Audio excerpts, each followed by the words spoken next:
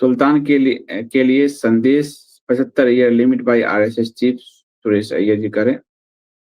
RSS को एक बात पता है कि इनके जाने के बाद और ये जो चुनाव आयोग की धांधली है, अगर ये नहीं रही तो ये खत्म हो जाएगी पार्टी। और इसलिए हिंदुओं के पल्स को वो समझ पा रही है।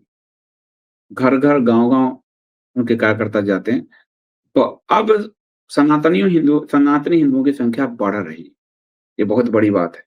तो हिंदू धर्म को समझ पा रहे हैं और इसीलिए हिंदू धर्म ना समझें, इसलिए संघियों ने कभी रामायण नहीं करवाया, भागवत नहीं करवाया, धर्म ग्रंथ पढ़ने को आपको प्रोत्साहित नहीं किया। उनके यहाँ बौद्धिक में आप देखिएगा, हेडगेवार जी डॉक्टर साहब से शुरू होगा और यहाँ तक आएगा।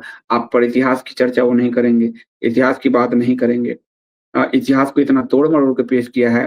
दीनदयाल उपाध्याय जी की मैंने आदि शंकर पे पुस्तक पढ़ ली और एक प्रोग्राम में मैंने उनको कोट कर दिया। आज तक पछताता हूँ, उल्टा-सीधा इतिहास लिख रखा है। तो वो धर्म ग्रंथ से आपको दूर रखना चाहते हैं, हर तरह से।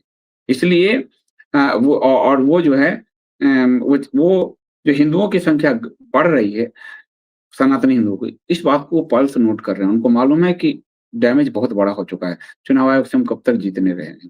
इसलिए वो चाहते हैं कि हम चेहरा बदल दें।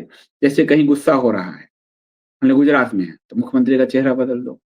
झारखंड का चेहरा बदल दो, उत्तराखंड मुख्यमंत्री का चेहरा 3 बार बदल दो। निगम में सब निगम के उसको ये स्टाइल रहा है इनका, चेहरा बदल दो। तो लोगों का गुस्सा उस चेहरे के साथ निकल जाएगा, हमारी सत्ता चलती रहे। यहाँ वो नहीं बदल पा रहे हैं जो बदलना चाहते हैं। तो नहीं बदलेंगे तो और डैमेज होगा।